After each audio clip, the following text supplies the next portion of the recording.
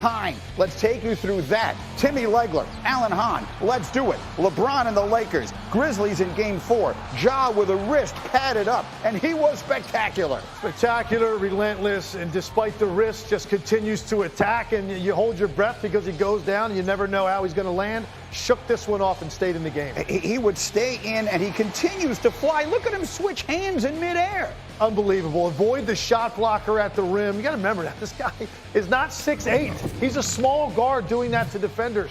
He would finish with 19, but then watch LeBron James in a critical moment with 2 minutes to play. Is that a good call on the charge?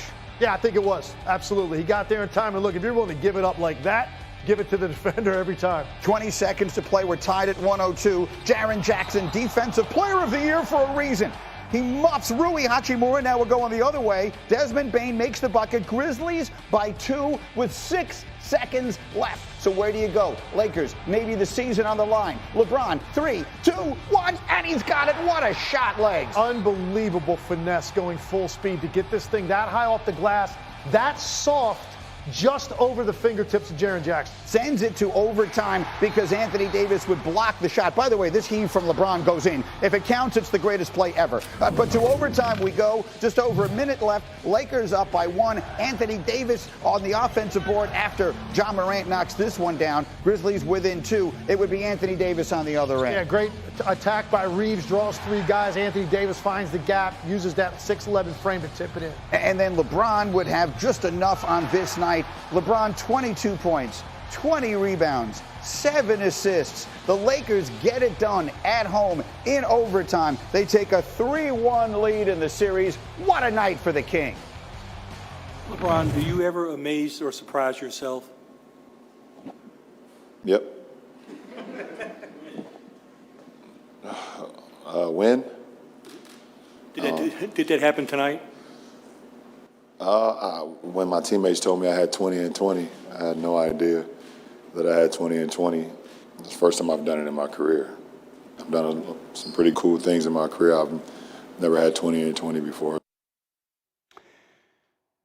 And he's right. He never had 20 and 20 before, and he does it at the age of 38, and he does it in a game that probably meant the series, or certainly could have, for the Lakers. Suffice it to say, this isn't over now, but I think it was over in the opposite direction had the Lakers lost last night. And so, Alan, you know, as one, you chronicle the sport for a living. It's what you do. It's what I do as well.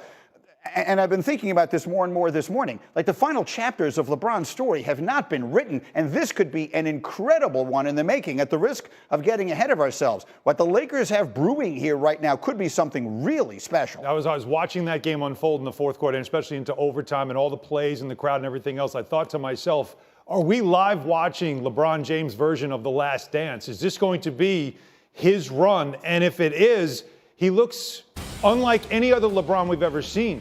He almost looks at peace. He looks not under pressure, not under scrutiny, not I have to, I want to, I still can.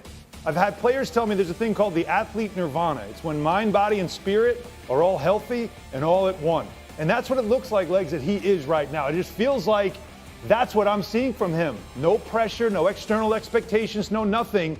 And he's loving it, surrounded by young players. Think about what we could be about to be treated to. Again, I'm getting so far ahead of us, it's ridiculous here, because they could still lose this series. But, Legs, just, if you will, permit me to fantasize about the following possibility.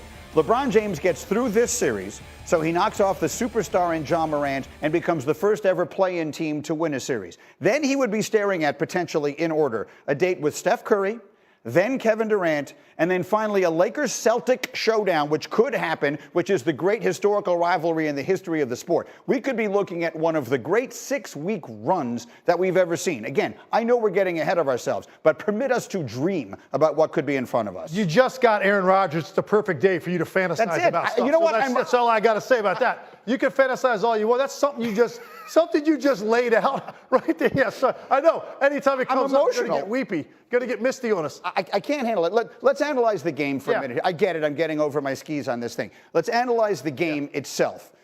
How did because LeBron, again, it's 20 and 20, it's spectacular, but it wasn't, the 56 points we're going to show you that Jimmy Butler had. The Lakers are a team all of a sudden around him, which I think is the most encouraging sign. I think what we're just talking about right now shows you what he's really done the impossible, which is resurrect the interest in talking about this team, right? For the last couple of years, it's been the one topic that would come up, and you hated talking about it. Now they're actually interesting to talk about again, and it's not just because of LeBron. It's because of some of these other pieces that have been so spectacular. I mean, Austin Reeves, what he has done now for basically 3 months, and the pressure plays that he's making. You pick up D'Angelo Russell, Hachimura, what he has done. They are a team now that look like the pieces fit a lot better around their two stars. But in getting to LeBron, specifically LeBron James, usually we're lauding him after one of these type of nights because he went for 25 straight in a playoff game against Detroit, because he had 45 on the road in a game 6 against Boston in 2012. He didn't do that last night. It was the totality of what he did. It was the physical presence, the paint protection, drawing charges, above the rim blocks, 20 rebounds. He basically played center for them last night on one end, point guard on the other, and then had this play, this signature play for the night to get them to overtime, which is such an incredible finish. We get real quick. Sorry, I just want to say, let's not overlook that the last significant bucket he made was taking Dylan Brooks, Mr. I'll poke the bear, to the rack and getting an N1 and flexing. So there was a stamp on it as well. But no, it wasn't 50 points, but a 2020 game in the playoffs, 20 rebounds for LeBron James at the age of 38. Think about that for a minute. The defense that this team plays, but it's not a stop until you get that defensive rebound. And he was doing that at a level that we haven't seen in a Laker uniform since Shaq. And by the way, Dylan Brooks had nothing to say after the game, telling reporters he was not there to talk. He is now really establishing a well-deserved reputation as the ultimate sports frontrunner. He's got everything in the world to say when things go well. You got to be standing there when things go badly. In the meantime, LeBron's was not the great performance of the night last night. Jimmy Butler had one for the ages last night, legs. Giannis was back for the Bucks, and you would assume that means Milwaukee will retake control of the series, and he looked good. We were dying to see how he looked physically. This is right in the beginning of the game. I mean, you can see how he looks physically. So can Strus. Doesn't look great to him physically. Giannis came out and just so aggressive in his attack. He had 17 points in the first half, but Jimmy Butler would not and could not be stopped. No, and look, he got into that rhythm early because he had to. If he doesn't go off in the first quarter, they're probably down 15. So he was forced to become a scorer early in the game, which he doesn't like to do. It set the tone for the rest of the night, the way he played. So for those of you who didn't see it, let's just give you a sense. With Giannis back in the fold, Milwaukee was in control all night long. And then in the fourth quarter, Jimmy Butler, who had been single-handedly keeping his team in it, just came alive. This slam dunk, and look at the enthusiastic finish. Jimmy Butler giving the Heat a 1-point lead. So now we're back and forth. 3 minutes left in the fourth. Bucks down 1, more from Giannis. Yeah, Giannis straight line, dribble drive, and it looks, again, like the Bucks are going to make enough plays down the stretch. 26 for Giannis in the game. But then it's Jimmy Butler. Just cannot be stopped. Watch here. The step-back jumper from Jimmy. 56 points. Alan Hahn from Jimmy Butler. Who's guarding him? He went up the court all by himself. He's letting everybody know this is my place. But somebody's got to stop him. He's the hottest guy on the court. Last chance Milwaukee defense from Bam Adebayo. Holy smoke, behind 56 from Jimmy. The Heat are up 3-1. I love the